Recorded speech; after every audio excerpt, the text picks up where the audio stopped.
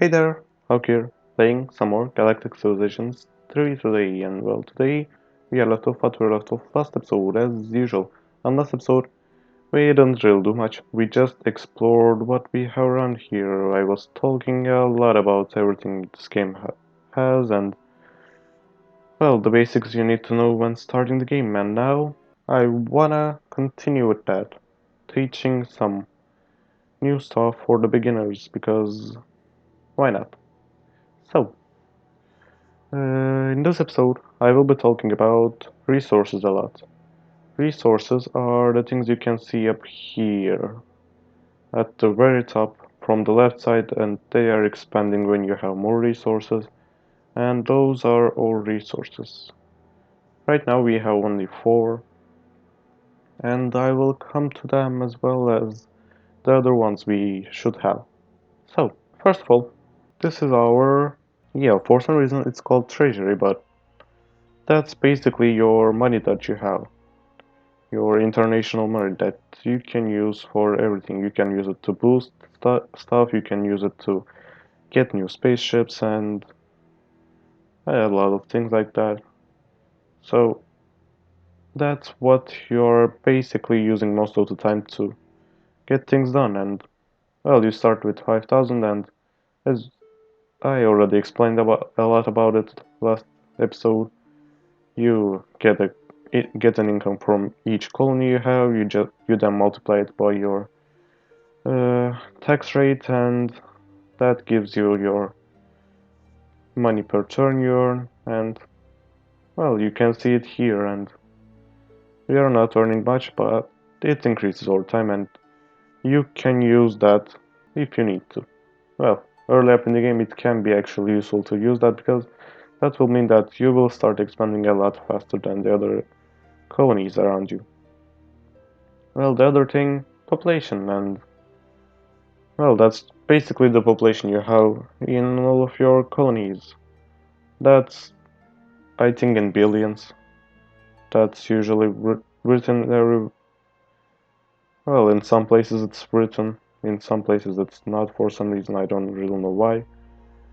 So that's the 5 that we have means that we have 5 billion population right now, and it's slowly growing, and you will have a much bigger empire in the future. And the other thing is food, and well, having food means that you will have increased population capacity. That's basically it.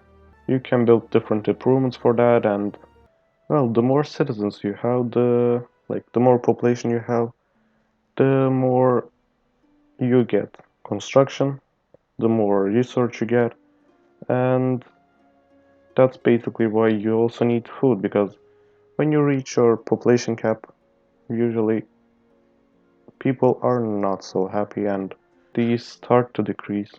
But if you are not super close to your population cap, and you have a lot of population, that means that your research and construction really increases. And the last thing is administration capacity. Well, it's pretty unique to this game, and administration capacity is used every time you create a ship, and well, basically that, yeah. Every time you create a fleet or a ship or whatever these are called, I guess those are called spaceships. Yeah, I don't know, some call them fleets, some call them ships, and so whenever you are making a ship, you are using administration points from here.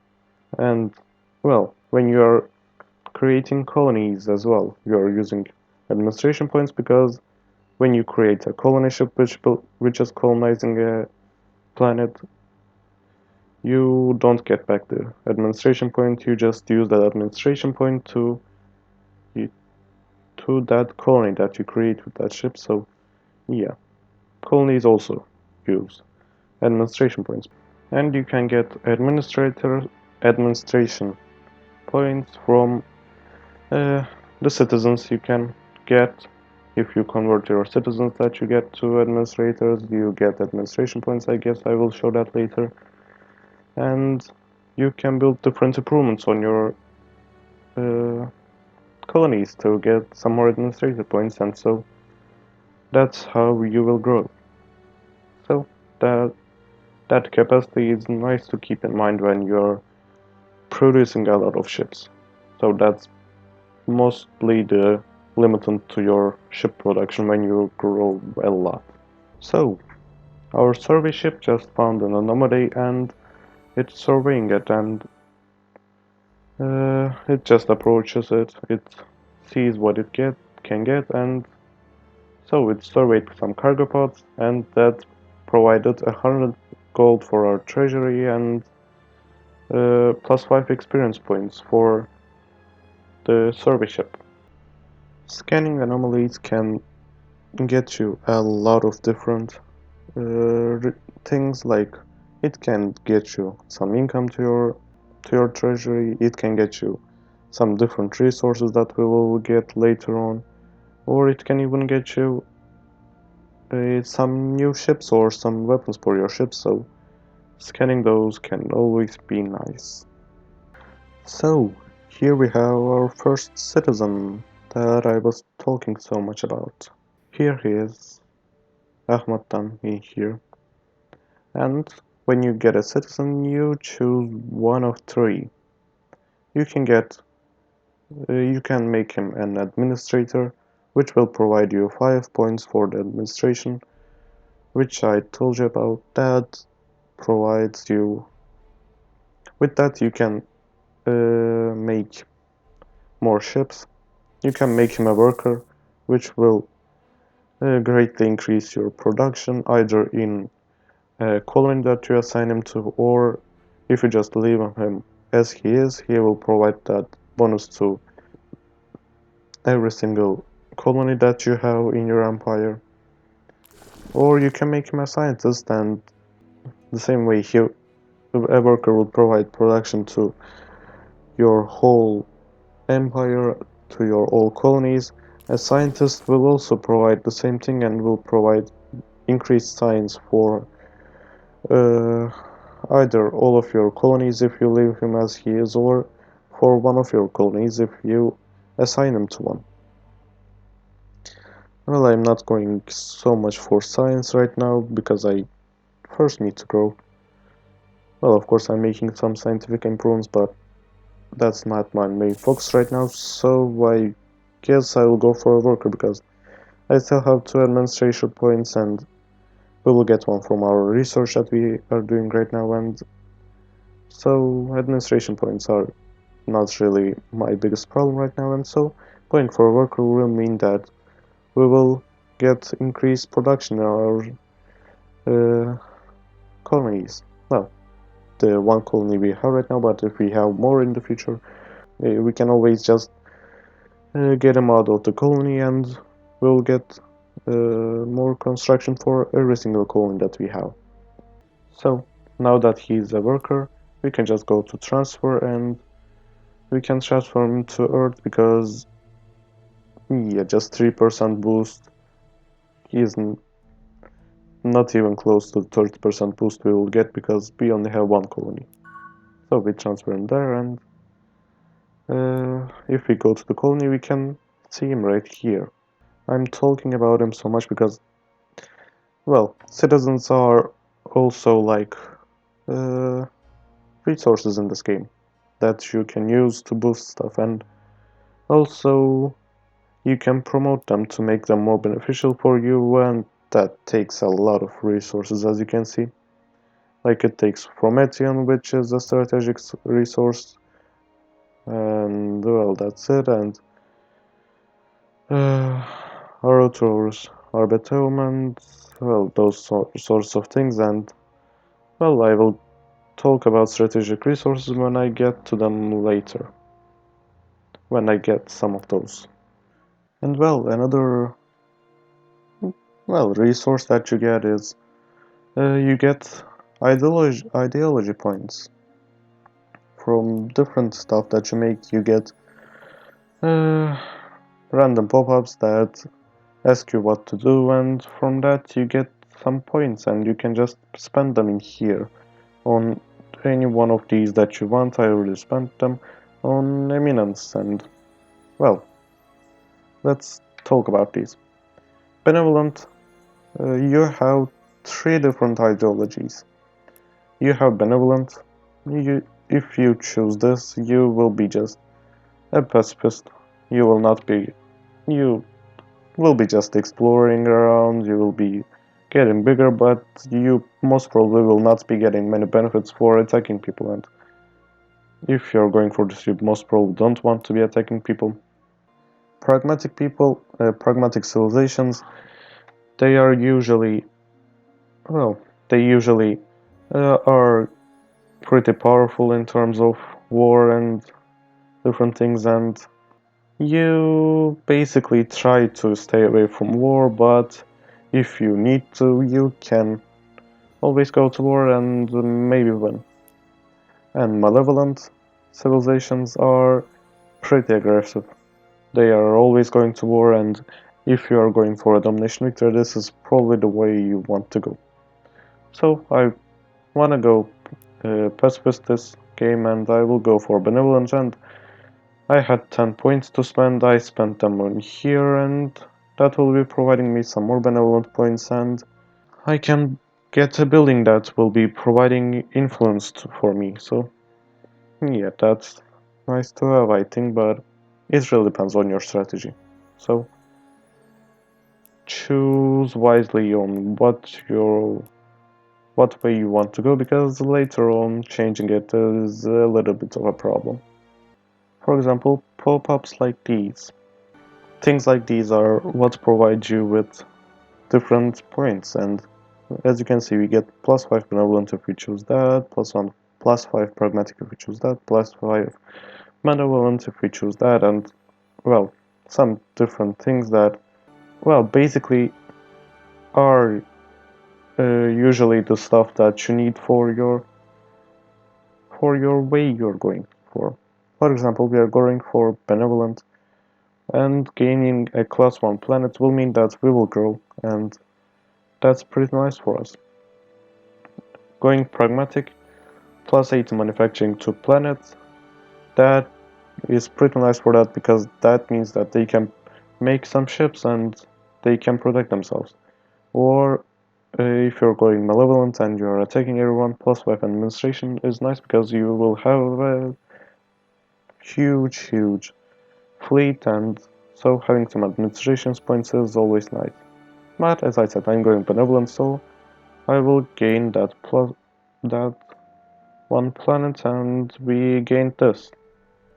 A class 1 planet in here next to Earth, and well, we can check it out. Yeah, but it's just class 1. It's pretty bad, so not much to do in here. It's just providing some ship construction and some population, because we can use that population later on to get them into colony ships and colonize different planets. So yeah, it's nice to have this. So here we have a lot of resources that we found with our colony ship that we had. And well, they are pretty nice. Prometheans are pretty nice, they are used pretty often. Thylium is pretty nice, and well, there's not much else, but maybe there's something in there, I'm not sure. So what I will do is I will get this colony ship to explore up there, and meanwhile get this constructor to there to start harvesting those resources in 4 turns. And also we have this resource Arner Spice. That's, yeah, it's I guess time. So there are basically 2 types of resources. The things I was talking about, they are, I don't know if they can be called resources, but the things I'm right now well, those are resources, but the game doesn't call them resources, and the things I'm going to talk about now are resources. So We have two types of resources: strategic resources and luxury resources. The ones we have on our planet, on Earth in here, these three resources are luxury resources, or trading resources, however you want to call them. And those are, where, wait, well, they are providing some benefits to us, like as you can see, they are providing food, that's providing, well, that's, you already improved, I improved it, and they are providing some adjacency bonuses, but mainly, if you improve them from this side here, if you build something that will help them, that will increase them, as you can see, they will be providing the resource they are, and they will be providing some nice things like that +2 resource that we're getting from that. And with that, you will be getting those resources, and well, they do have some weird places they are used in. For example, when you promote citizens, as I already said, Auror's Arbitrium, that is one of the trading resources that you have. You can use it in here if you collect it long enough, or you can buy it from another civilization and you will be able to do that, to upgrade your citizen. That's basically what they are used for upgrading citizens, for upgrading some buildings, some weird buildings. Most buildings don't need those. And that's why you have those trading resources. And, well, they are mostly on planets, but yeah, I guess, well, basically they are on planets. And the other type of resources, strategic resources. Strategic resources there are just five of them. Uh, they are Promethean, Thylium. Uh, do we have anything else in here? Oh, there's a good planet in there. I don't think that we have any other resources right now found. Uh, but there are some. Like as I said, there are five resources for that, and you pretty much need them for most of the things that you do. You need them for some building upgrades, for example, I guess. Yeah, for the hyperspace project, you need antimatter.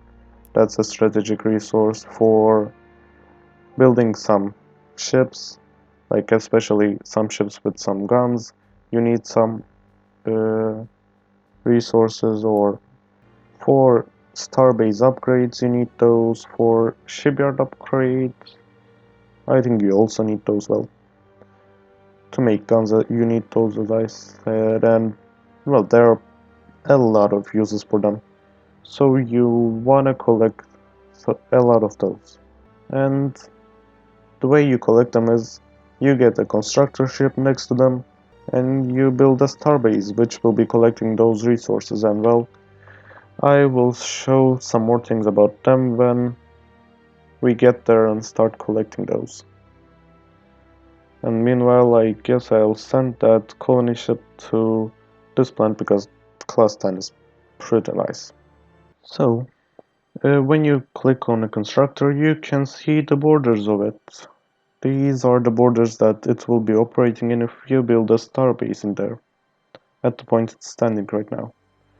And well, the things we need are these two: Promethean, Thylium, because those are strategic resources, those are nice to have, and Approval Relic is a pretty nice thing to have, and the Ascension Crystal, that's not our main priority, but having it wouldn't hurt, so we will move our ship right there next turn, I guess. So if we move it there, that gets it everything we have in its borders, and we can command it to build a starbase. And when we build a starbase, we will get one of every strategic resource that we have. Up here we'll see that we will have two Prometheans and two Thyliums from that.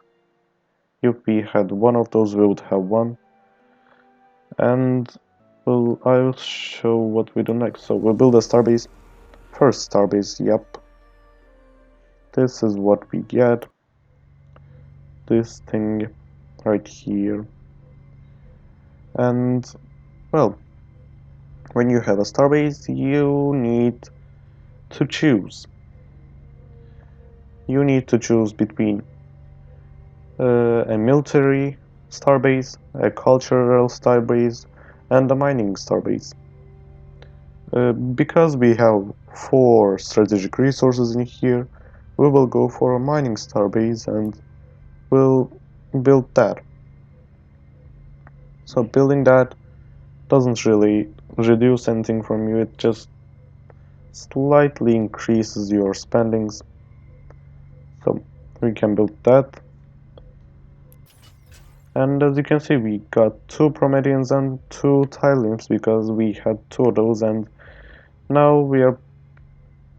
it doesn't show it, but when we press next turn, we should start getting plus 0.1 of those, which means we'll be getting one of those every 10 turns, thanks to this starbase. Well, no. We have 2 of those, so we'll be getting one of those every 5 turns, which is pretty nice. And so, here we have our mining starbase. We can upgrade that, but not right now. I guess we need to wait one more turn or something. I'm not sure. So, the other thing is we can get a Xenos archaeology lab in every single starbase, doesn't matter what the starbase is. And thanks to that, we will both get the Ascension Crystal and the Approval Relic. The Approval Relic will be providing more influence, more approval, which means more influence growth, more production, more research, and so that's pretty nice to have. It doesn't have a huge benefit, but still it's nice because it's providing that to your whole uh, empire. And the Ascension Crystal is required for the Ascension Victory, but most probably we are not going for that, but still, why not have it while you can, right? Worst case scenario, if we find 2 more Ascension Crystals, we can get the Ascension Victory. Well, that's not the worst case scenario, but still. Not our first priority. And the same way we have the Pro Relic, we have a Research Relic in here that increases our research, and I guess there are 4 types of relics with different things that they provide. Yeah, they're just nice. And if we press turn, as you can see, our starbase, yeah, our first Promethean mine, our first Thylium mine, and now, as you can see, we are collecting all of those with our starbase, and we are getting plus 0.2 per turn of those. Those are also considered resources for no reason. Approval relics are improving your morale, as I already said, and the Ascension Crystal, Ascension points per turn, just for the Ascension Victory, nothing else it's providing, but yeah, who really cares? And those also provide some influence around areas, so yeah, that's also nice. And I think that's pretty much it about all the resources that we have. Yeah, and you can see your ascension points in here, how many points you need and in how many turns you will win, but yeah, 4,000 turns, nobody's gonna play 4,000 turns. Oh yeah, and I almost forgot. You also can make economic star bases, which will be providing economic benefits to all the cities, to all the colonies it has around it. But I think we didn't have the option in there because it was way too far away from all the colonies you had. But yeah, that's also something you can make, and you cannot make star bases in another star bases area, so you need to be at least 5 blocks away, 5 tiles away. So just keep that in mind when you're making star bases. I guess that's pretty much it about all the resources that we have. I don't think that we have any other things. So I guess this will be it for this episode. I hope I'll see you later, and bye bye.